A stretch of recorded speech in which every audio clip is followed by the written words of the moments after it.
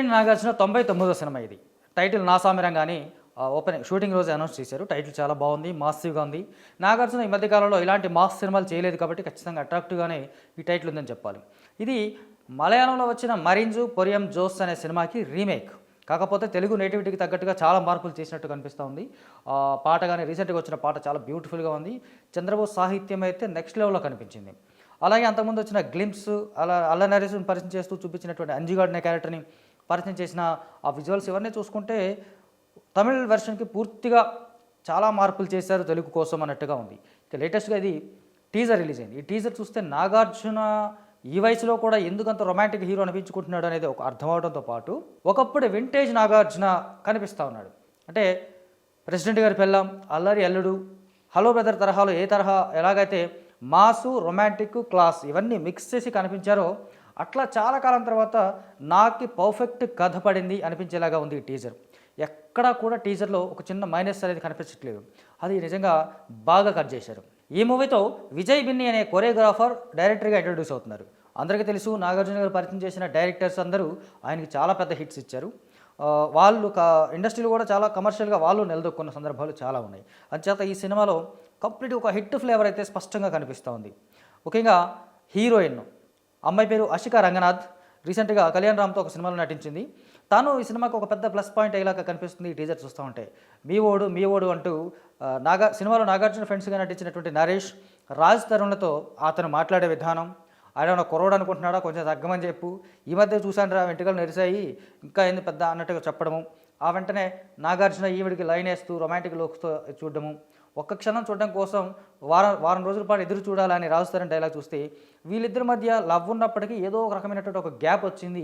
ఆ గ్యాప్కు కారణం ఏంటనేది సినిమాలో తెలుస్తుంది అనేది లాగా ఉంది.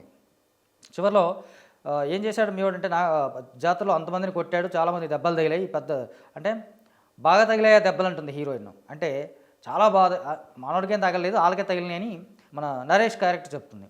నేను అడిగేది కూడా వాళ్ళ గురించి, వాళ్ళకే బాగా దెబ్బలు తగిలినాయా అని తను అడుగుతుంది. అంటే తన హీరో మీద తనకు నమ్మకం, అతనికి ఏం కాదని. అట్ ద సేమ్ టైం అతను కుర్రాడు కాదు కొంచెం తగ్గాలి అని చెప్పడము, అతని మీద ప్రేమ, కోపము ఇవన్నీ మిక్స్ చేసినటువంటి ఒక డైలాగ్ డెలివరీ ఇవన్నీ స్పష్టంగా క్లియర్గా ఈ సినిమాలో కొంచెం కొత్తగా కనిపిస్తూ ఉన్నాయి.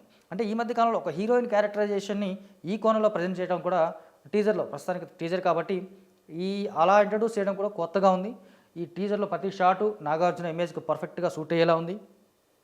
సినిమా సంక్రాంతికి వస్తుందని ముందు నుంచి చెప్తున్నారు కానీ ఎక్కడ మనకు ఆ డేట్ మాత్రం రివీల్ చేయలేదు. మామూలుగా అయితే సంక్రాంతి 14 లేదా జనవరి 14 లేదా 15 తారీఖు రిలీజ్ అయ్యే అవకాశాలు ఉన్నాయని ఇప్పటికే అందరూ అనుకుంటున్నారు.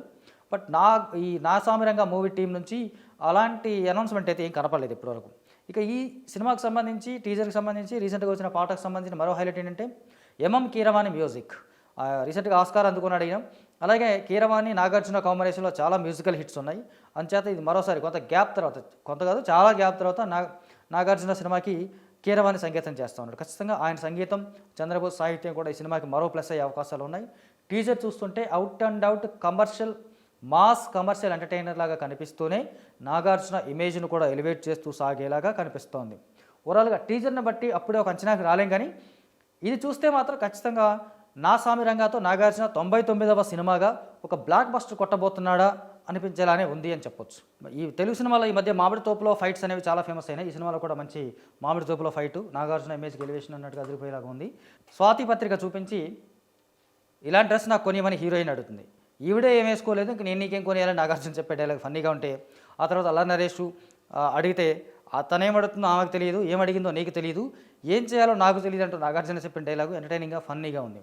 ఇక లాస్ట్లో చూసుకుంటే నాగ్ ఇమేజ్కి భిన్నంగా ఈ షాట్ నాగార్జున ఇమేజ్కి పూర్తి భిన్నంగా ఇంత ఓరమాస్ అనేది ఈ మధ్యకాలంలో చేయలేదు. బాగా ఇది వైలెంట్గా కూడా ఉంది. అసలు నెరపుకుంటూ పోతే ఎవరు మిగలరానట్టుగా డైలాగులు చూసుకోవచ్చు మనం. జాతరలో వచ్చే ఫైట్ లాగా ఉంది ఇది. ఓవరాల్గా చూసుకుంటే సోగ్గాడే చిన్ననాయన తర్వాత నాగార్జునకి ఇప్పటిదాకా సాలిడ్ హిట్ పడలేదు. ఈ టీజర్ చూస్తుంటే ఆ సోగ్గాడే చిన్ననాయన కంటే మించిన హిట్ పడేలాగా ఉందేమో అనిపిస్తుంది. చూద్దాం మరి నాగ్ ఆ బ్లాక్ బస్టర్ అందుకుంటాడా లేదా అనేది.